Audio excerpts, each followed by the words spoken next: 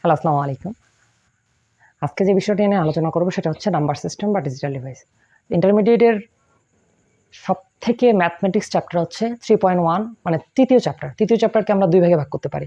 একটা হচ্ছে 3.1, একটা হচ্ছে 3.2। 3.1 শুধুমাত্র নাম্বার সিস্টেম নিয়ে আলোচনা করা হয়েছে এবং 3.2 তে আমরা ডিজিটাল ডিভাইস এবং গেট নিয়ে আলোচনা করা হয়েছে। তো প্রথম কোনো একটা স্টুডেন্ট যদি এই চ্যাপ্টারটাকে সুন্দর মতো করে সলভ করতে পারে, তাহলে ওই ২টা সৃজনশীল কমন পাবে, ২টা সৃজনশীল, ঠিক আছে? আচ্ছা, তা এখন এই যে সংখ্যা পদ্ধতি আমরা পড়তেছি, এই ক্লাসগুলো করার আগে জানতে হবে সংখ্যা পদ্ধতির বিষয়ে একটু ইতিহাস জানতে হবে। ইতিহাসটা কি? সেটা হচ্ছে কারা আবিষ্কার করলো, কেন আবিষ্কার করলো, এই জিনিসগুলো নিয়ে। এগুলা বইয়ে, যে কোনো রাইটারের বইয়ে আলোচনা করে দেওয়া আছে। তা আমি তোমাদের একটু বলি। সালটা হচ্ছে অষ্টম দশক। অষ্টম দশকে আবু আল খোয়ারজমি নামে একজন বিজ্ঞানী ছিল। তিনি প্রথম ১০ ভিত্তিক যে সংখ্যা পদ্ধতি আছে অর্থাৎ ডেসিমেল সংখ্যা পদ্ধতিকে আবিষ্কার করছিল। এবং মজার ব্যাপার হচ্ছে উনি বীজগাণিতিক যে আমরা যে বীজগণিতের ইংরেজি নামগুলো, ইংরেজি ভার্সনগুলো পড়ি, সেগুলাকে নামকরণ করছে বা সেগুলাকে রূপান্তর করছে ইংরেজিতে এই বিজ্ঞানী। তো চলো এই বিজ্ঞানীটা একটু দেখে নিই। ইনি হচ্ছে সেই বিজ্ঞানী, বুঝছো? আচ্ছা, তো আজকে যে বিষয়গুলো আলোচনা করা হলো এগুলা এখন প্রত্যেকটা সেগমেন্টে আমরা আলোচনা করব। তো সংখ্যা পদ্ধতিকে আমরা মূলত ২ ভাগে ভাগ করতে পারি। একটা হচ্ছে পজিশনাল সংখ্যা পদ্ধতি, একটা হচ্ছে নন পজিশনাল সংখ্যা পদ্ধতি। পজিশনাল কি আর নন পজিশনাল কি? পজিশনাল হচ্ছে যে সংখ্যা পদ্ধতিগুলোর সাংখ্যিক মান আছে, অর্থাৎ আমরা সংখ্যা দ্বারা প্রকাশ করতে পারি, তাদেরকে বলা হয় পজিশনাল সংখ্যা পদ্ধতি। আর নন পজিশনাল সংখ্যা পদ্ধতি হচ্ছে রমান সংখ্যা, যেগুলার সাংখ্যিক কোনো মান থাকে না, সেগুলোকে বলা হয় নন পজিশনাল নাম্বার সিস্টেম। তাহলে পজিশনাল নাম্বার সিস্টেমকে আমরা কয় ভাগে ভাগ করতে পারি? পজিশনাল নাম্বার সিস্টেমকে আমরা ৪ ভাগে ভাগ করতে পারি। একটা হচ্ছে ডেসিমেল নাম্বার সিস্টেম, একটা হচ্ছে বাইনারি নাম্বার সিস্টেম, একটা হচ্ছে অক্টাল নাম্বার সিস্টেম, একটা হচ্ছে হেক্সাডেসিমাল নাম্বার সিস্টেম। এবং পরবর্তী এই সেকশনে আমরা এই বিষয় নিয়ে বিস্তারিত আলোচনা করব। পজিশনাল সংখ্যা পদ্ধতি কি এবং তাদের বেস এবং ডিটেলস নিয়ে আলোচনা করি। তো পজিশনাল নাম্বার সিস্টেম পদ্ধতিতে আমি একটা ছক লিখছি, ছকটা তোমাদেরকে একটু মনে রাখতে হবে। প্রথম হচ্ছে বাইনারি। বাইনারি কি? বাইনারি সংখ্যা হচ্ছে 0 এবং 1। তাহলে যে সকল সংখ্যা পদ্ধতিতে 0 এবং 1 নিয়ে আলোচনা করা হয় তাকে বলা হয় বাইনারি সংখ্যা পদ্ধতি। এখানে 0 এবং 1 মোট কয়টি উপাদান? মোট 2টি উপাদান। তার জন্য এর বেস কত? এর বেস হলো 2। এখন আমরা প্রকাশ করব কিভাবে? আমরা বাইনারিকে আমরা বি দ্বারা প্রকাশ করব, আর এই বেস প্রকাশটা হচ্ছে নিচে 2 দিতে হবে। তাহলে নিচে 2 দেওয়া মানে বুঝে নিতে হবে সেই সংখ্যাটা আসলে কিসে আছে? বাইনারিতে আছে। এবং অনুরূপভাবে যদি আমরা অক্টালের কথা বলি, তাহলে অক্টাল নাম্বার সিস্টেমে 0 থেকে 7 পর্যন্ত মোট কয়টা উপাদান আছে?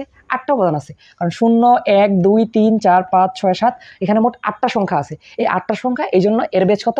বেজ 8। এবং প্রকাশ করবো কিভাবে? যেহেতু এটা অক্টাল, তাহলে ও দ্বারা প্রকাশ করতেছি আর নিচে আমি 8 লিখতেছি। তাহলে ও 8 মানে বুঝে নিতে হবে অক্টাল, আর 8 দেখে বুঝতে হবে যেটা আসলে অক্টাল, ঠিক আছে? আচ্ছা, এখন চলে আসেন ডেসিমেলে। তো ডেসিমেলে মোট কয়টা উপাদান আছে?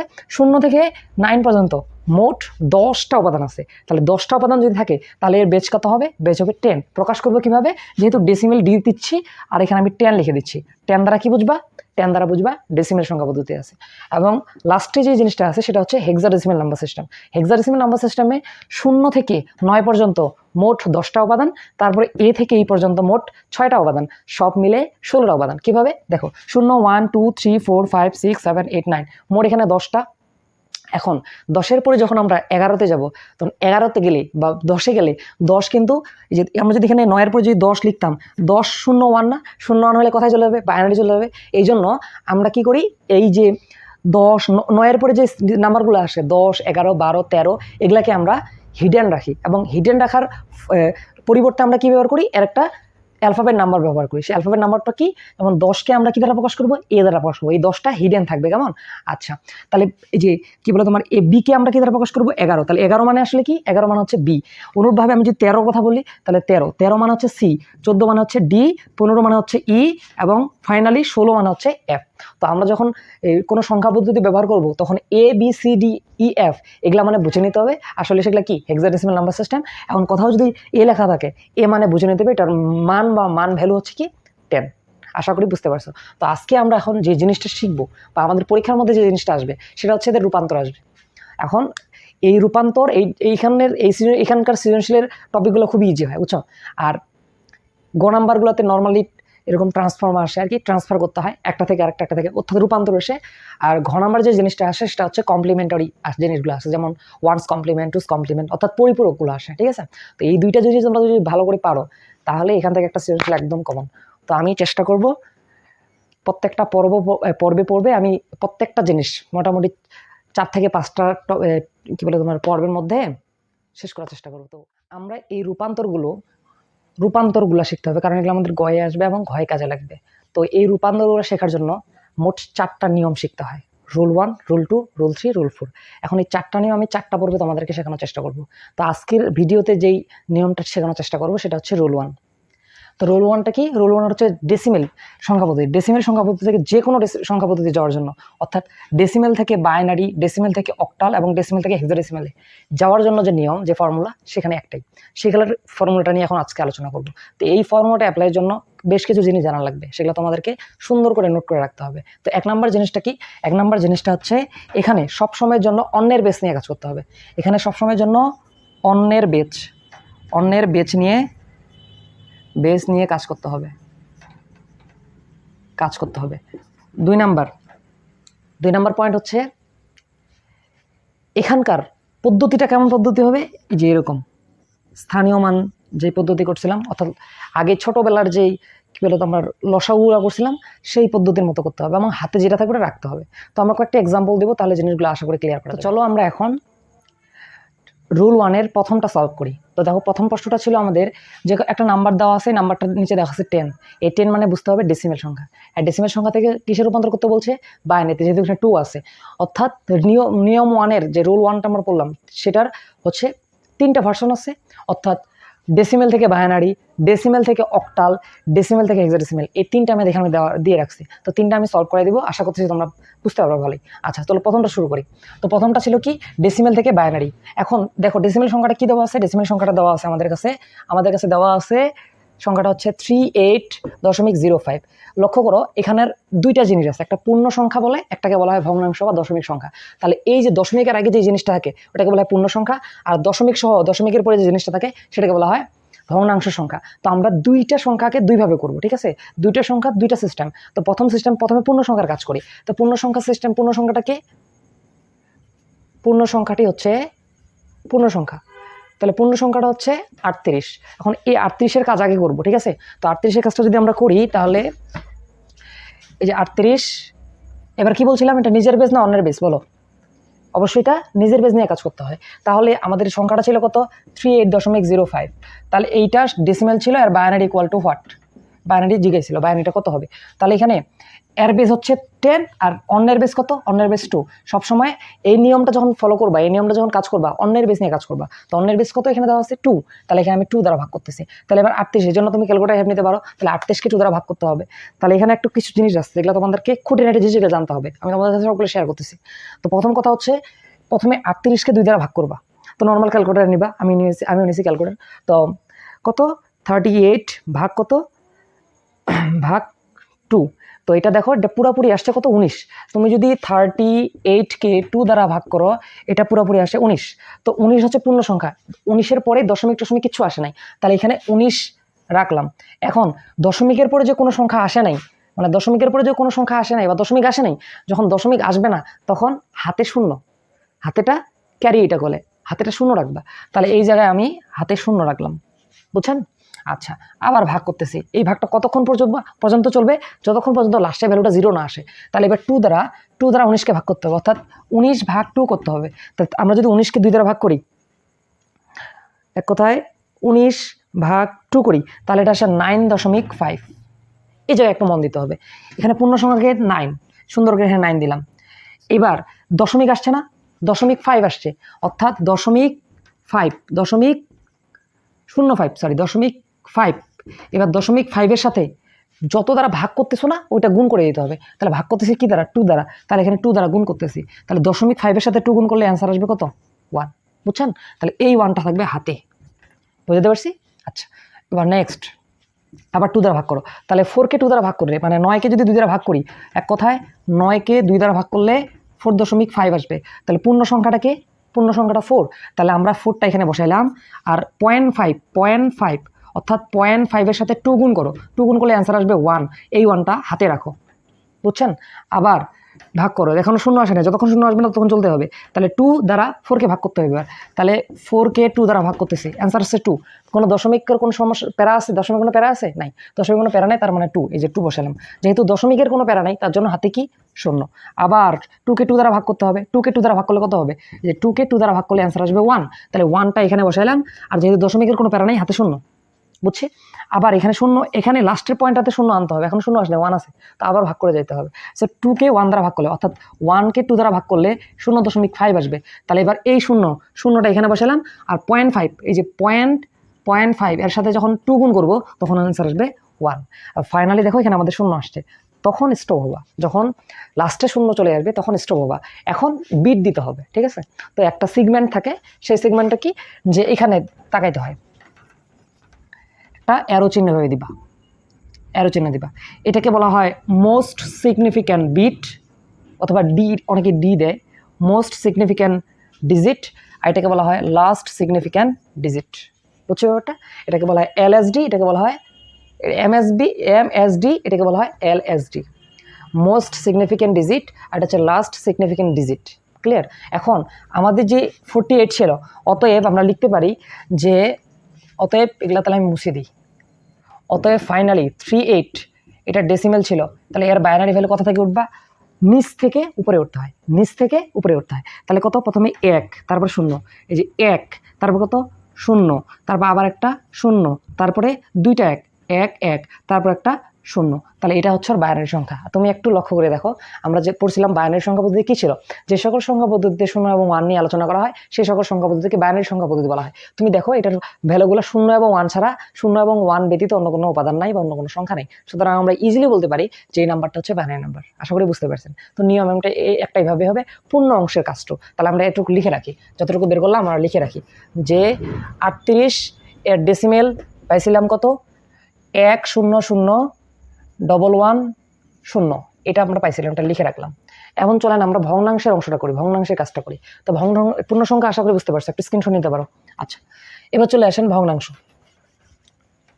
ভগ্নাংশ কে ছিল বলেন তো? ভগ্নাংশে ছিল 0.05 ছিল, এটাও ছিল কিসে, এটা ছিল ডেসিমেলে, লাগবে কিসের, বাইনারিতে। তো এখন যখন দশমিক থাকবে তখন দশমিকের কাজটা করার জন্য তোমাকে একটা ঘর করতে হবে। অনেকেই একটু সাজাই লিখতে পারো, অথবা ঘর করে করতে পারো। আমার কাছে মনে হয় যে ঘর করে তোমরা করলে গোলমাল কম করবে আর কি। তো ঘরটা এভাবে সুন্দর করে দিবা, এভাবে ছক দিবা, ঠিক আছে।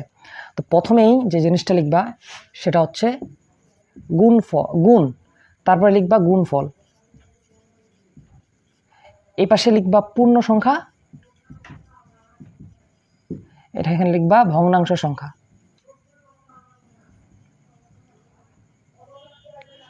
প্রথম স্টেপ গুণ করতে হবে, এভাবে একটা ছক তৈরি করবা। প্রথমে এভাবে একটা ছক তৈরি করবা। ছক তৈরি করার পর দশমিক যে ভ্যালুটা ছিল আমাদের 0.55, এটা এভাবে বসাবা, 0.05।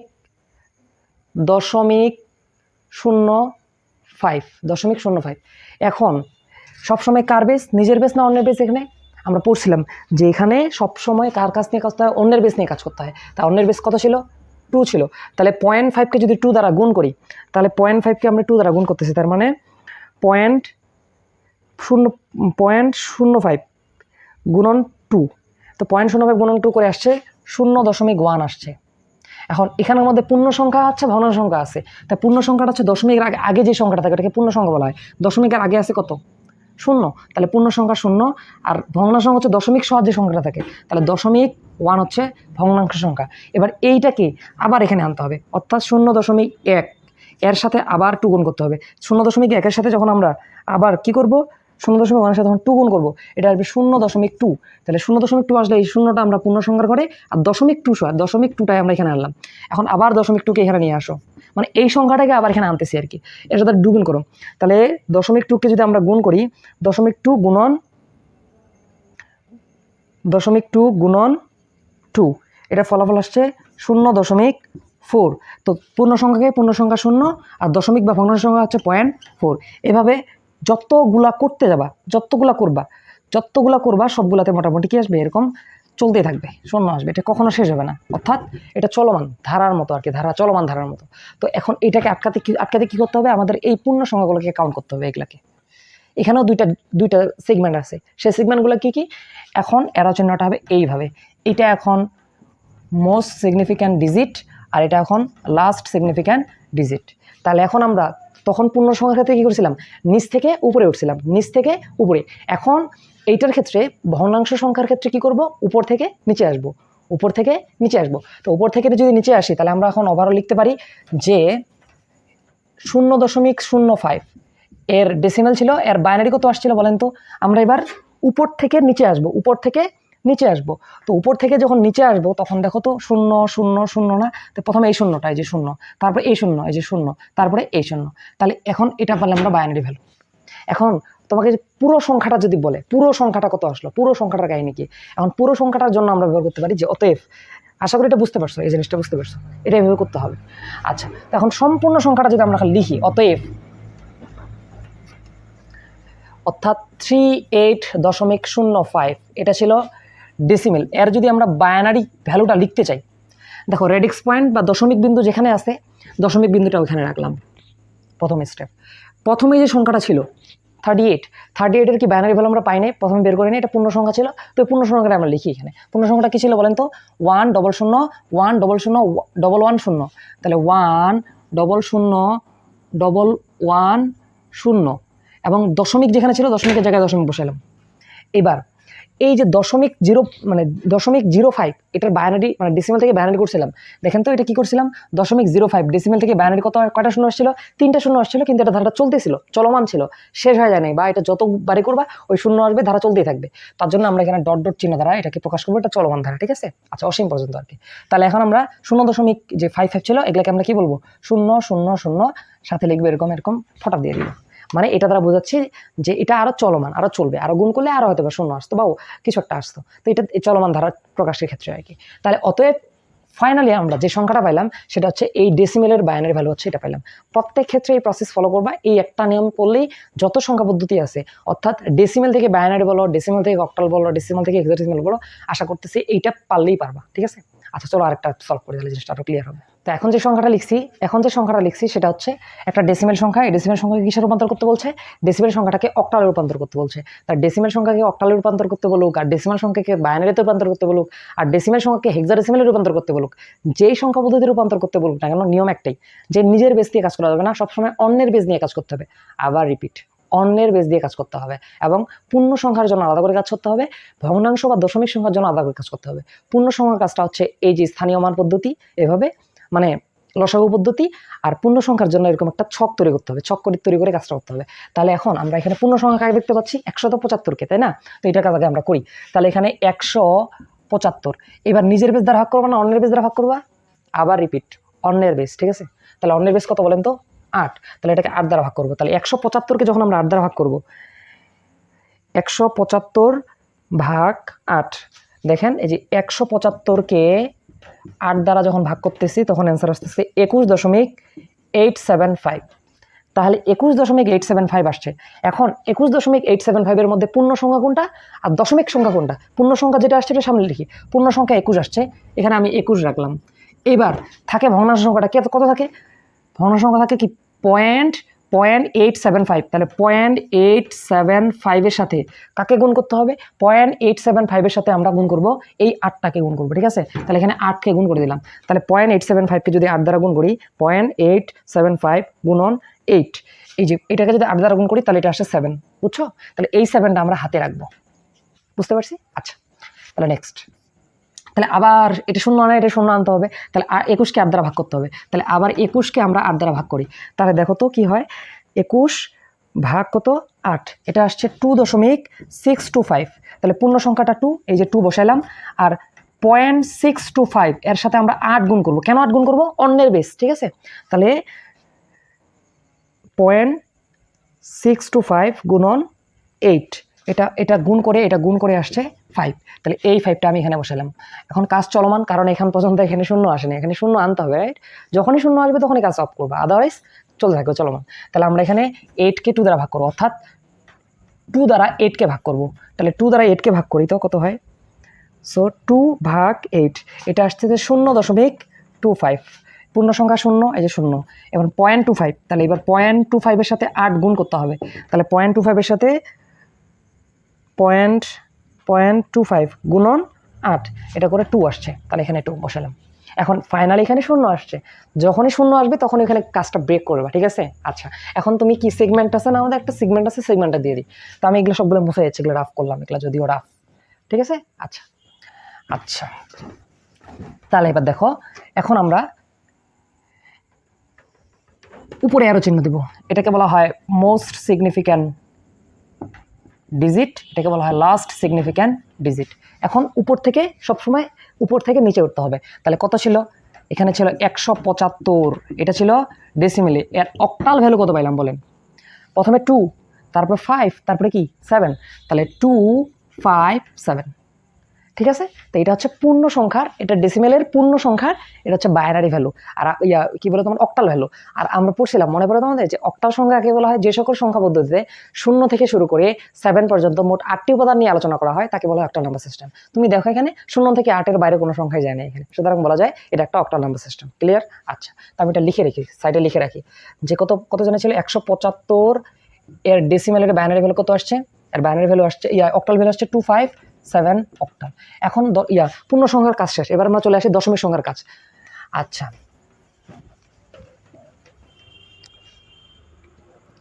দশমিক 15।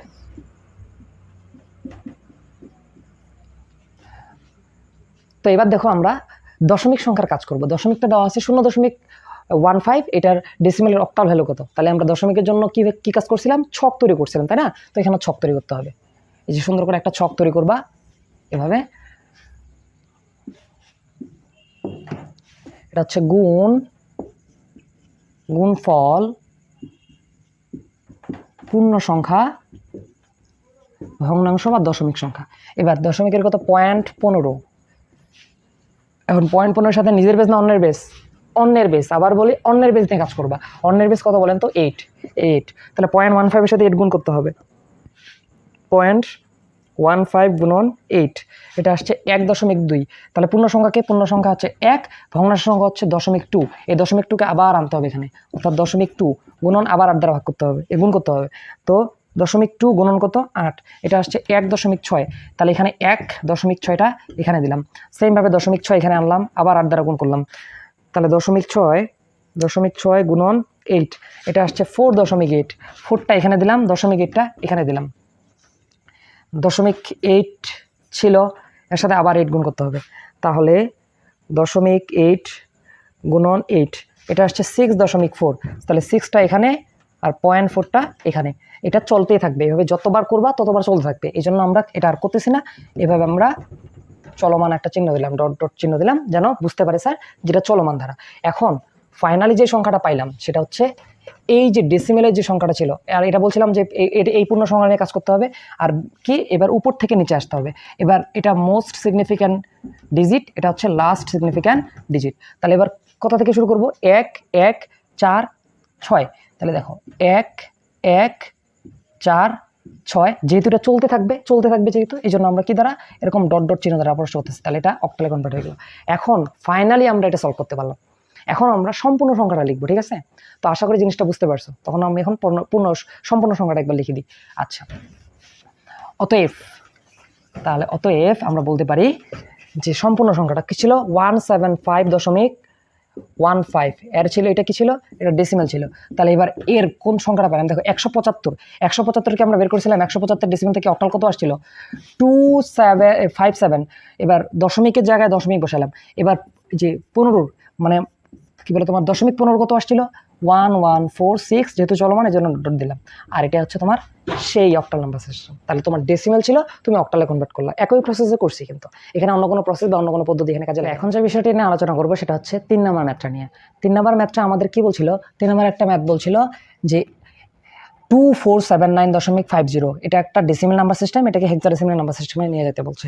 তাহলে এখন আমাদের নিয়মটা মনে আছে তো? 1 নম্বর নিয়ম কি ছিল? 1 নম্বর নিয়মটা ছিল আমাদের এরকম যে ডেসিমেল থেকে যে কোনো পদ্ধতি, বাইনারি বলুক, অক্টাল বলুক, হেক্সাডেসিমেল বলুক, এই পদ্ধতিটা মনে আছে তোমাদের?